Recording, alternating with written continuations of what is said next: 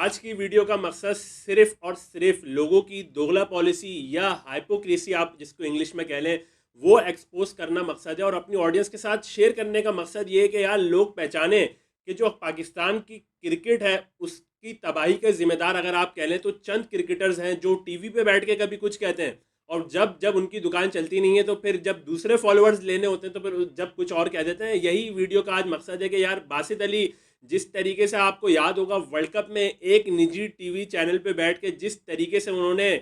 पाकिस्तान आज़म बाबर आज़म को पता नहीं कौन कौन से अलकाबात से नवाज दिया था और बोला था कि ये सारे रिकॉर्ड तोड़ देगा, तो यार अब वो कह रहे हैं कि बाबर आज़म जो है वो छक्के नहीं मार सकता। तो यार ये बात तो आप मुझे लगता नहीं है कि यार ये क्रिकेट की जो बात है वो कभी भी इन क्रिकेटर्स ने अपनी एक बात रखी है, हमेशा ये कभी किसी कश्ती में सवार किसी कभी कश्ती में सवार। इससे अच्छा तो मैं कहता हूँ जो क्रिकेटर्स नहीं है वही ज़्यादा अच्छा तजिया कर देते हैं। अगर आप देखें तो मैं तो शुरू से एक ही बात कह रहा हूँ कि बाबर आजम आपका मैच विनर नहीं है, वो बात शाहिद आफरीदी भी कह चुके हैं। जिन जो जब आप देखेंगे जब शाहीन आफरीदी कैप्टनसी के दौर में नहीं थे उस टाइम पे ही शाहिद आफरीदी ने जो है वो बोल दिया था यार एक निजी टीवी चैनल पे बैठ के कि बाबर आजम अगर विकेट पे खड़ा हो तो लोगों को उम्मीद नहीं आती कि पाकिस्तान मैच जीतेगा। तो ये बिल्कुल ठीक बात है और अब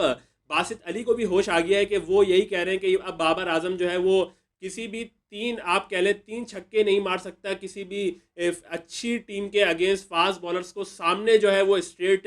साइड स्क्रीन पे छक्के नहीं मार सकता। तो यार ये तो सबको ये बात पता है कि बाबर आजम ने कब कभी कदमों का इस्तेमाल किया है। आप फास्ट बॉलर्स को छोड़ दें, स्पिनर्स के अगेंस्ट भी बाबर आजम ने कभी कदम निकाल कर जिसे कहते हैं डाउन द विकेट जाके आपको straight long on long off पे बहुत कम शाजो नादिर आपको दिखा होगा कि बाबर आजम ने इस तरीके का कोई छक्का मारा हो। लेकिन जब क्वालिटी स्पिनर्स नहीं होते, जब नेपाल जैसे बॉलर्स होते हैं तो फिर बाबर आजम 150 भी लगाता है। लेकिन जब आप देख लें कि वर्ल्ड कप में जब टीम सत्यानाश हुई थी और बाबर आजम जो लोग ग्रेट ग्रेट की बात करते हैं यार उस इंडिया में वर्ल्ड कप हो रहा है और बाबर आजम की एक सेंचुरी ना आए तो आप मुझे बताएं किस तरीके से आप उसको किसी ग्रेड से मिला सकते हैं। या आप अपने मुल्क में भी अगर जो आपके ग्रेड्स गुजरे उनसे मवाजना करेंगे तो फिर आपकी जो है आप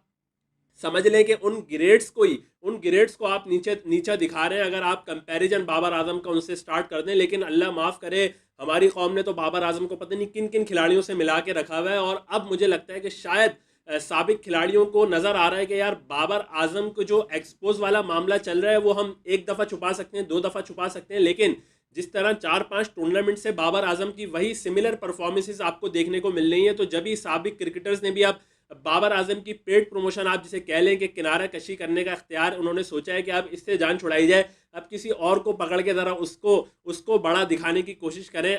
दूसरे जो वर्ल्ड क्लास क्रिकेटर्स हैं फिर उनको वर्ल्ड क्लास बनाया जाए ताकि उस पर थोड़े व्यूज़ हासिल कर लिए जाएँ। लेकिन बाबर आजम वाला जो चैप्टर है, क्योंकि आपको पता है कि आप दुकान में अगर किसी मार्केट में जाते हैं तो आपको दुकानदार भी एक बार ही बेवकूफ़ बना पाता है कि यार ये बहुत अच्छा माल है ये लेके चले जाओ। लेकिन जब उसको आप इस्तेमाल करते हैं यानी जब आप उसकी परफॉर्मेंस देखते हैं तो फिर आपको पता चल जाता है कि यार ये जो है दुकानदार ने हमें बेवकूफ़ बनाया, तो फिर आप दूसरी दफ़ा उस दुकान का रुख ही नहीं करते। तो यही एग्जाम्पल बाबर आजम की है कि उनको एक दो टूर्नामेंट में लोगों ने देखा, जितना बड़ा उनको दिखाया गया तो फिर लोगों को तो समझ में आ गई कि यार ये इतना बड़ा प्लेयर नहीं है जितना लोग बना रहे हैं। लेकिन फिर भी टीवी चैनल्स ने टीआरपी के चक्कर में लोग जो आप कह सकते हैं थोड़े जिन्होंने अच्छे बैट्समैन देखे नहीं है, क्योंकि लोगों की आजकल की जो नौजवान नस्ल है उन्होंने तो देखी पाकिस्तान की टीम 2011 के बाद वाली है ना, तो फिर आपको पता है कि उसमें क्वालिटी बैट्समैन पाकिस्तान में अगर आप देखें तो उस टाइम पे ज़्यादा थे नहीं। मोहम्मद हफीज़ जैसा प्लेयर भी अगर आप देखेंगे वो कितने मैचेस पाकिस्तान से खेल गए। अहमद शहजाद भी जितना टैलेंट की बात होती थी उनकी परफॉर्मेंस भी उस तरीके की आई नहीं। तो ये जो सारे प्लेयर्स आप देखेंगे, शुएब मलिक को भी आप उसी में रख ले,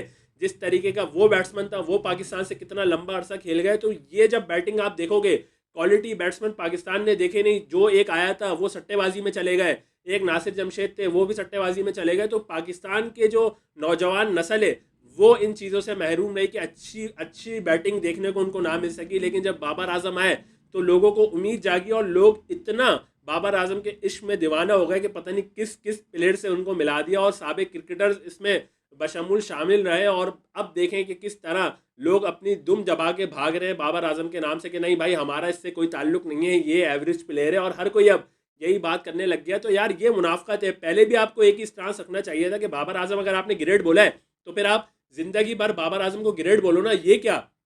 एक पल में आप ग्रेड बोलते हो, एक पल में आप बोलते हो छक्के नहीं मार सकता। तो यार जब दूसरे बंदे की आप देख लें कि जो लोग बोलते थे